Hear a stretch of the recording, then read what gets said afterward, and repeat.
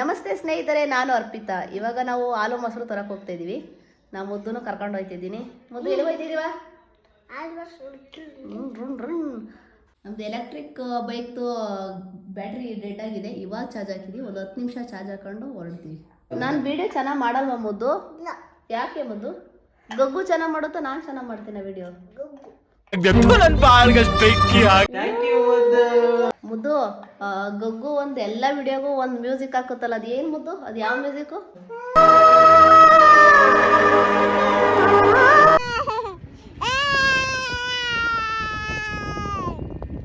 ದಬಾಕ ಬೀಳ್ತೈತಿ. ಇವಾಗ ಏನ್ ಕೆಲಸ ಮಾಡಕೈತಿ?